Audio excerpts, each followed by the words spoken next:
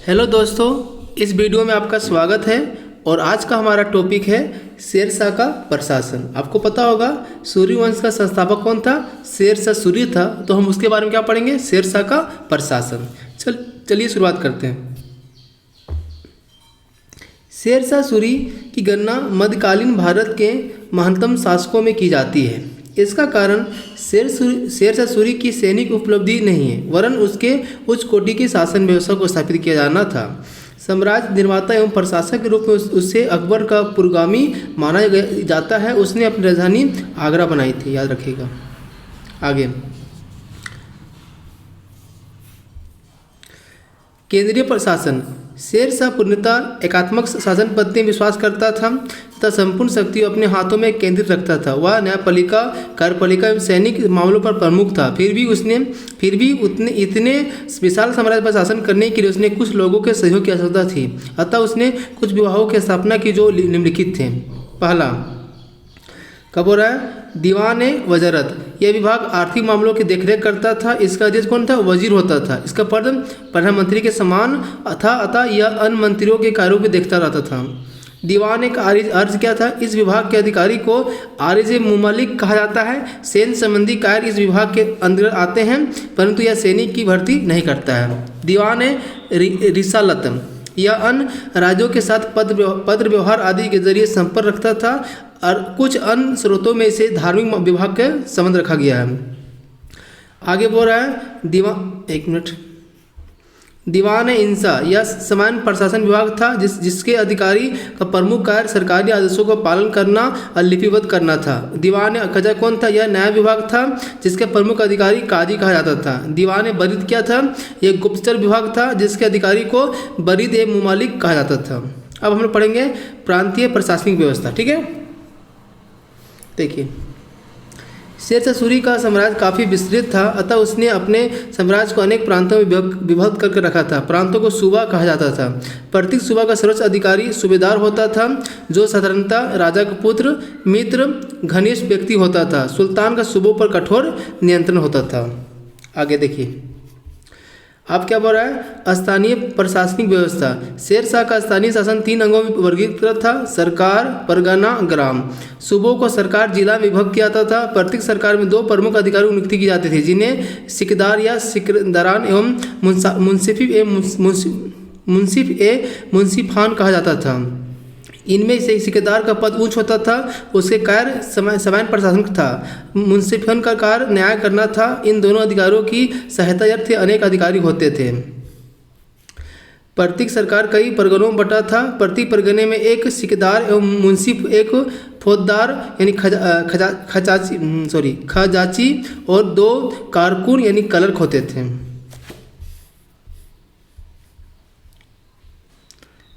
आगे देखिए, प्रशासन की छोटी इकाई ग्राम थी। एक परगना में अनेक गांव होते थे। ग्राम प्रशासन के प्रमुख मुखिया होता था, जो गैर सरकारी पदाधिकारी होता था। आगे देखिए, भू राजस्व व्यवस्था। शेरशाह के शासनकाल की प्रमुख विशेषता उसके भू राजस्व व्यवस्था में सुधार किया जाना था। सर्वप्रथम उसने विश्वसनीय अधिकारी अहमद खां के निरीक्षण में राज्य की भूमि की वास्तविक माप कराई। शेरशाह ने भूमि की माप के लिए गजा सिकंदरी का प्रयोग करवाया। इसने मापन के लिए सन से बनी रस्सी का उपयोग किया जाता था। किसानों को शोषण से बचाने के लिए शेरशाह ने पट्टा एवं काबूलियत की व्यवस्था शुरुआत की। पट्टा एक राजकीय पद होता था जिसमें उपज के क्षेत्र, उत्पादन, भू राजस्व की जानकारी लिखी होती थी। किसानों से काबूलियत के रूप में सहमति पत्र हासिल कर लिया जाता था। शेरशाह के लगान व्यवस्था मुख्य रूप से रेतवाड़ी थी, जिसमें किसानों के प्रत्यक्ष संपर्क स्थापित किया जाता था। शेरशाह के समय लगान नगद या अनाज दोनों रूप में देने की छूट थी, किंतु प्राथमिकता नगद अदायगी को दी जाती थी। अब और शेरशाह के समय भूमि की किस्म एवं फसलों के आधार पर उत्पादन का औसत निकाला जाता था और उसके बाद उत्पादन 1/3 भाग के रूप में वसूल किया जाता था। विदित है कि मुल्तान में उत्पादन का 1/4 भाग के रूप में वसूल किया जाता था। लगान के अतिरिक्त किसानों की जरीबाना, सर्वेक्षण शुल्क एवं मुहासिलाना कर संग्रह शुल्क नामक कर भी देने पड़ते थे, जो क्रमशः भू राजस्व का 2.5 एवं 5% था। आगे देखिए, बोरा गुप्तचर विभाग एवं डाक व्यवस्था। शेरशाह ने उच्च कोटि के गुप्तचर विभाग की स्थापना की। ऐसा इसलिए क्योंकि उस समय राजनीतिक उथल पुथल होने के कारण शासकों को प्रति घटना का पूर्व जानकारी होना नितांत आवश्यक था। संपूर्ण राज्य में सरायों, बाजारों एवं अन्य स्थानों पर गुप्तचर नियुक्त किए जाते थे। देश के प्रत्येक भाग में रोज शासक को खबर पहुंचाने के लिए इसकी विभाग की बड़ी संख्या में घोड़े दिए जाते थे। सैन्य व्यवस्था। शेरशाह ने एक विशाल सेना का निर्माण किया। सैन्य व्यवस्था उसने अलाउद्दीन खिलजी की पद्धति यानी दाग एवं हुलिया प्रथा को पुनर्जीवित किया। शेरशाह ने स्वयं अपनी सेना का सेनापति तथा स्वयं उनकी भर्ती करता था। सैनिकों की योग्यता के आधार पर उनका वेतन निर्धारित होता था।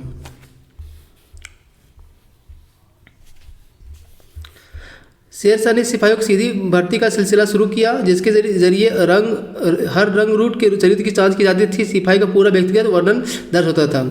शेरशाह की सेना में 1,50,000 घुड़सवार, 25,000 पैदल सेना और 5,000 क्या थे, हाथी थे और पर्याप्त तोपखाना था। शेरशाह ने पुलिस व्यवस्था के संदर्भ में स्थानीय उत्तरदायित्व के सिद्धांत का कार्य किया, अर्थात जो अधिकारी जिस क्षेत्र में प्रयुक्त होता था उस क्षेत्र की शांति व्यवस्था का उत्तरदायित्व उसी का होता था।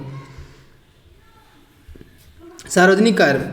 शेरशाह ने अनेक सार्वजनिक कार्य किए। इसमें सर्वप्रथम कार्य अनेक सड़कों का निर्माण था। उसकी मरम्मत और यात्रियों को उतारने के लिए सरायों का निर्माण आदि शामिल था। शेरशाह द्वारा बनाई गई 4 सड़कें अत्यधिक प्रसिद्ध है, जो कि पहली सड़क बंगाल से सोनार गांव से शुरू होकर दिल्ली लाहौर होती हुई पंजाब के अटक जाती थी। दूसरी सड़क आगरा से बुरहानपुर तक था। तीसरी सड़क आगरा से जोधपुर होती हुई चित्तौड़ तक। चौथी सड़क क्या था, लाहौर से मुल्तान तक था। शेरशाह द्वारा बनवाई गई सड़कों में पहली सड़क तो सड़क ए आजम कहा जाता था। इसे ही आगे चलकर लॉर्ड ऑकलैंड ने जीटी रोड के नाम से जाना जाता है। शेरशाह ने इन मार्गों के किनारे 1700 सराय बनवाई। जगह जगह पानी, ब्रिज, मस्जिदों और व्यवस्था कराई। प्रत्येक सराय की देखभाल और ठेकेदार करता था। इतिहासकार कानूनों के अनुसार इन सरायों को साम्राज्य का रूपी शरीर की धमनियाँ कहा जाता है। अब देखिए मुद्रा व्यवस्था। 1 मिनट।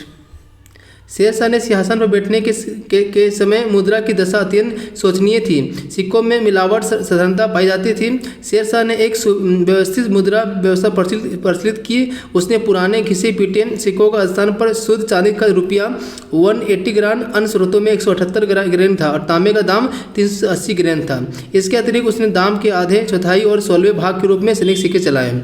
शेरशाह के अपने सिक्कों पर अपना नाम, पद, टकसाल का नाम अरबी और देवनागरी लिपि में खुदवाया। शेरशाह द्वारा जारी किए रुपये के बारे में स्मिथ ने लिखा, यह रुपया वर्तमान ब्रिटिश मुद्रा प्रणाली का आधार है। शेरशाह के शासनकाल में चांदी के रुपये और तांबे का दाम 1:64 अनुपात था। आगे बढ़ा भवन और इमारतें। शेरशाह ने हुमायूं द्वारा निर्मित दिन पनाह को तुड़वाकर उसके विध्वंसों को दिल्ली के पुराने किलों में निर्माण कराया। उसने दिल्ली के पुराना किला कोहना नाम से मस्जिद निर्माण किया। कीजिएगा, दिल्ला कोहना नाम मस्जिद को निर्माण किया शेरशाह सूरी।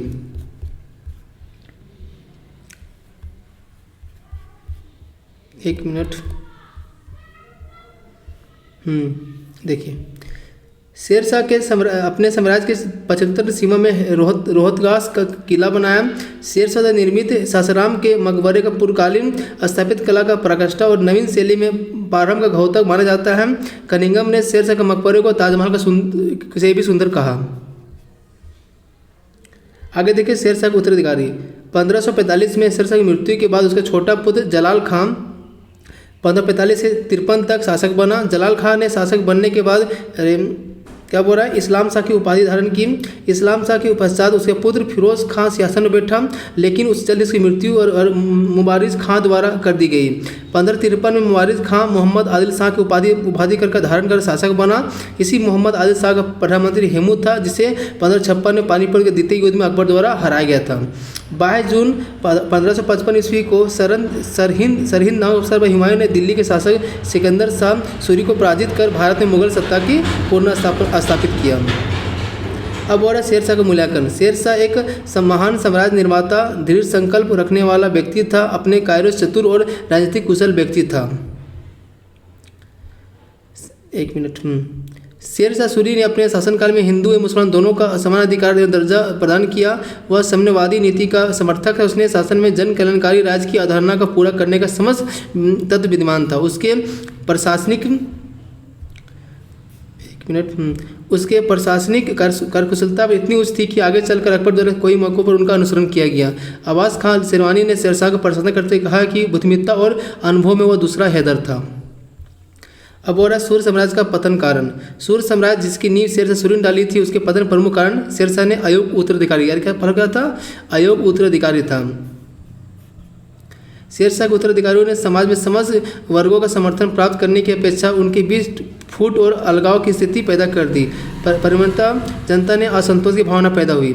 मोहम्मद शाह आदिल शाह 1553 से 57 के समय 5 अफगान शासक प्रभुत्व के लिए संघर्ष कर रहे थे, अतः अफगानों के कोई राष्ट्रीय संगठन नहीं था। उन्हें इस बात का भय नहीं था कि हुमायूं के वापस लौटने की संभावना है, और वास्तव में ऐसा ही हुआ। इन समस्त परिस्थितियों में यह कोई आश्चर्य नहीं है कि शेरशाह सूरी की मृत्यु के बाद अगले 10 वर्षों में द्वितीय अफगान युद्ध, अफगान साम्राज्य का पतन हो गया। थैंक यू दोस्तों, वीडियो अच्छा लगा तो लाइक कर दीजिए।